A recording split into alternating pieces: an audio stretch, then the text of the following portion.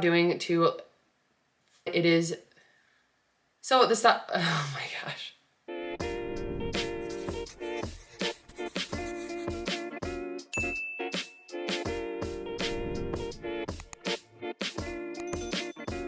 Hey everyone, and welcome to my channel. I'm Nikki, and today's video is going to be a quick sit-down talking video.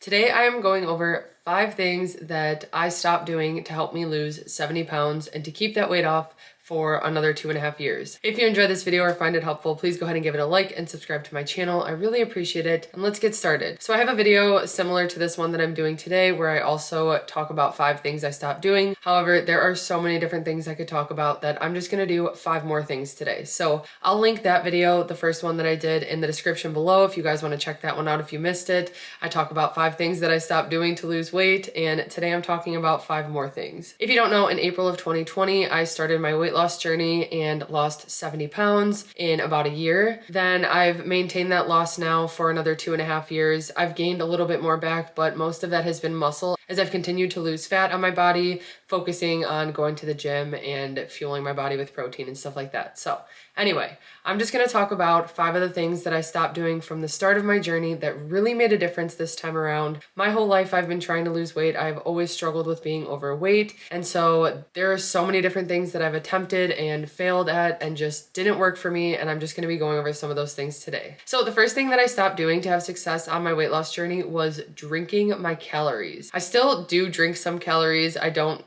avoid all drinks. There's nothing that I do restrict on my journey, but I was so unaware of how many additional calories I was drinking in a day just from different coffee drinks, energy drinks, sugary drinks I was having throughout the day, alcohol and alcoholic beverages, those types of things. One thing that I did when I started Weight Watchers was I scanned all the food that I currently had eaten and realized how high point it was. And I also did the same thing with the drinks I was having. So especially at that time, we were drinking a lot of the Dunkin' Blue Energy punches. They had like a Monster Blue Punch, and it was a can of Monster with just a bunch of blue syrup. I don't even know if they added anything else to it, but it was so sugary, and I want to say it was around 50 points when we ended up tracking it. And I had no idea. I would drink that daily and just not even think twice about it. I was thinking like, oh, it's just a Monster or whatever. Like, I did not realize how much extra sugar and calories were loaded into these drinks that I was having. And even before then, I would get Dunkin' iced coffees, and I would get the biggest one. It was when they were like $1 or whatever. They had like a happy hour, and I would get the biggest Dunkin' iced coffee. I'd get cream, sugar, extra caramel syrup. Like, I would get everything and drink it like it was nothing, and honestly had no idea how many calories were in those drinks. When I started to be more mindful about that and realize like, whoa, maybe I should find some better options. Like, a lot of the time it wasn't even worth it for me, and it was like I was drinking out of boredom or just because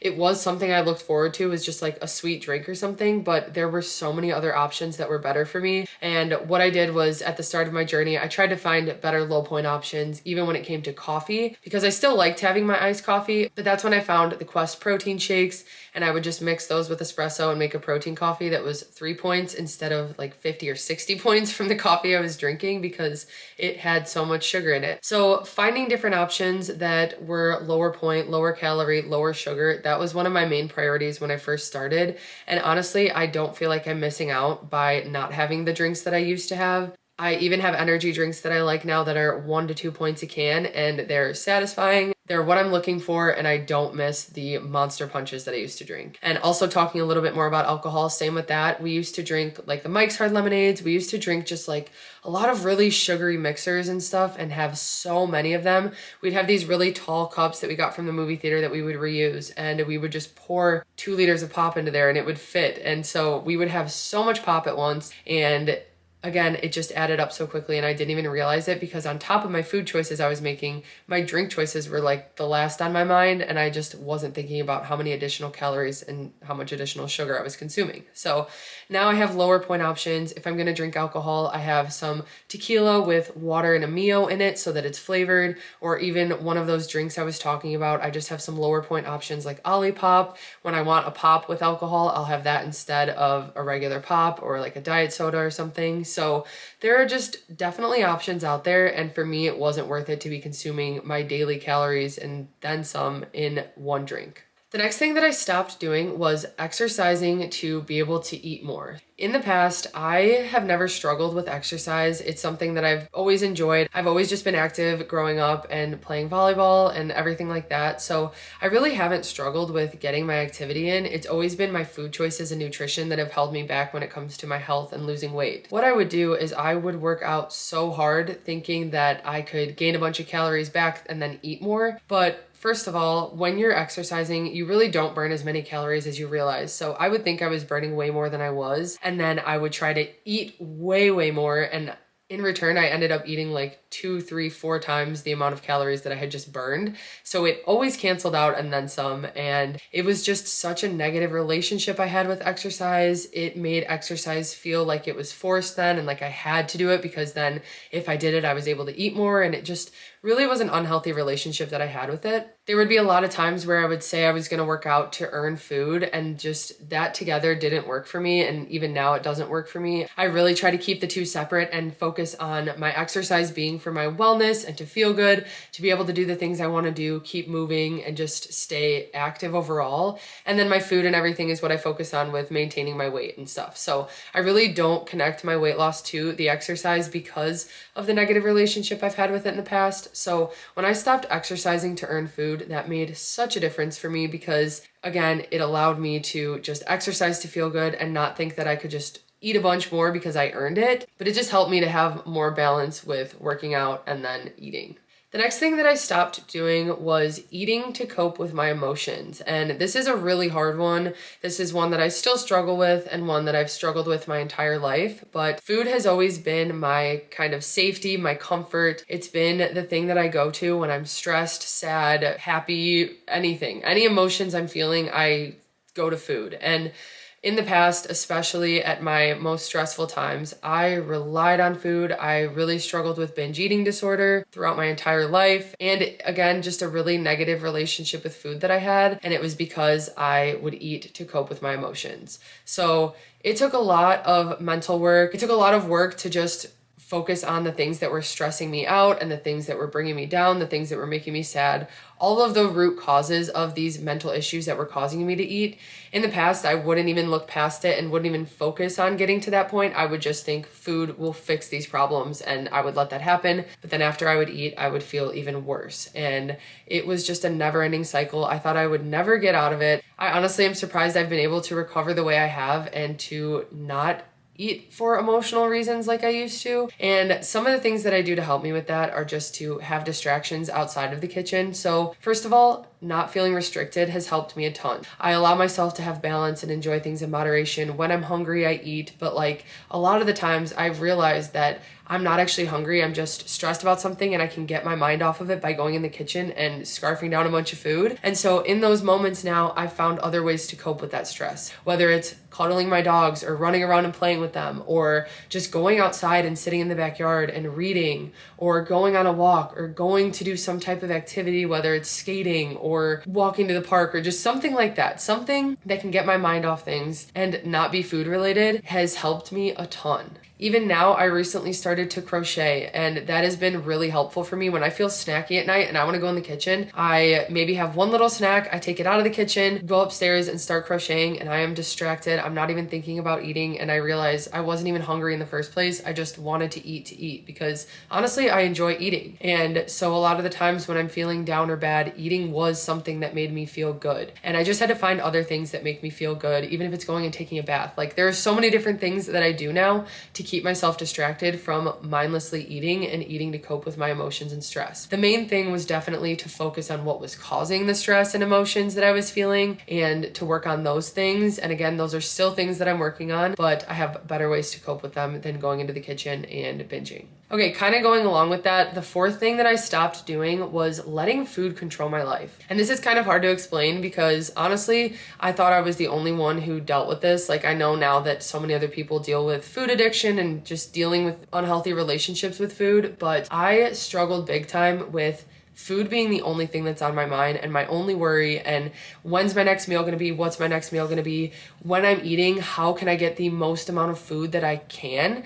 And am guessing that just started at a really young age. And when I started binging, it was kind of that same feeling of like, I wanted to hoard this food that I could hide and eat later for myself. And it had to be a big amount. Like, it was just this mental thing that is honestly really hard for me to explain, but I know that it helps to kind of talk about it. It helps me to talk about it. And so not letting food control my life was so life-changing for me. It was just specific things that I would let food make decisions for me. Like, I don't even know how to explain, but even like when I would go to a restaurant and there would be a bunch of options, whatever, say there's something I wanted, but then there was something that was a bigger portion, I would always pick the food item that I would still eat and enjoy, whatever, but it wasn't what I actually wanted, but it was a bigger portion, and that's all I cared about. I just wanted to get the most food, and I can't even explain why, but it was something that I've struggled with for such a long time. And I know Adam can kind of relate. We also have kind of similar experiences with that, but now it's gotten to the point where I can just enjoy things in moderation and realize that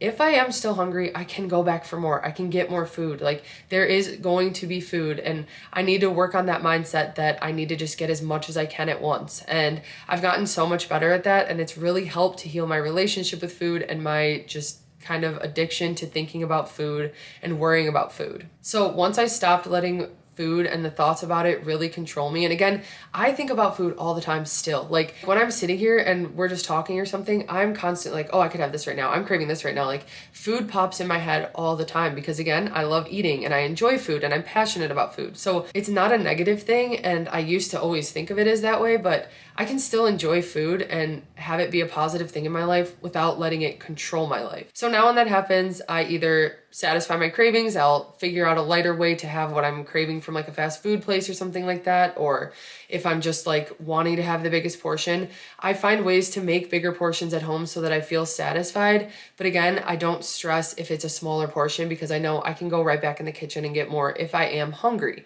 But a lot of times I like to let myself sit and realize, okay, I actually didn't even need more food, I'm good. Again, it's a struggle, it's hard, and it's something that I'm still working on, but not letting food control my life was such a game changer for me on my weight loss journey. Okay, the last thing that I stopped doing, and again, this is another one that's hard, and from time to time it does still affect me, but I have improved it so much in my life that it has really made a difference. And that is comparing myself to others, feeling competitive with others, and thinking that I have to be like the best, or like just comparing myself, because like they say, it truly is the thief of joy, and it does mess with you and it gets in your head, and it's so unnecessary because it just ends up holding you back. And when I realized that and realized how negative it really was for my mindset and my well-being in general to just always be comparing myself, I took a step back and realized, okay, everybody's different. Everybody's going to be good at what they're good at. They're going to have their flaws and their strengths, but I don't need to be comparing every little thing to everyone, especially when it came to my body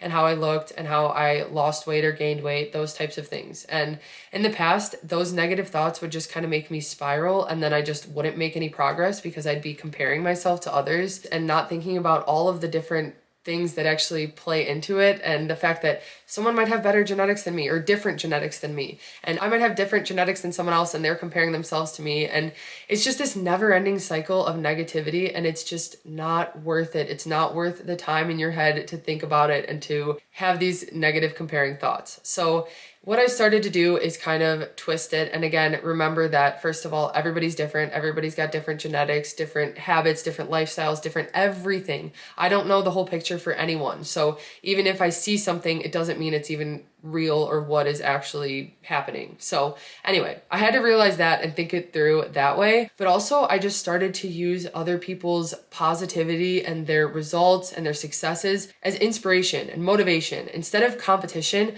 I switched it and started to look at it as like, okay, they can do it, so can I. And we can do it together. Like, it doesn't have to just be one person. It doesn't have to just be that they can be successful and I can't. And when I started to think of it in a more positive way and like not competitive, it really helped me because it took that pressure off. It was just more positive in general for me because I had these new inspirations and people motivating me. And now I can kind of look at it more like that. Even when I go online and I'm scrolling and it's so easy to get sucked in and start comparing, I remember those things. I remember that everyone's different and we're not seeing the whole picture, but also I let it inspire me and I use it to just keep pushing myself and doing the things that I know are good for me, are healthy for me, and make me feel good. So instead of comparing myself, I started to use things like that and other people as encouragement and inspiration. So Anyway, those are 5 things that I stopped doing that really helped me to lose 70 pounds and then be able to maintain it and continue maintaining it for another 2.5 years up until now. These are the things I still do. And again, some of these things I do still struggle with, but I just have to remind myself of these things and that everybody's journey is different. You have to do what works best for you and not get caught up on anything else. So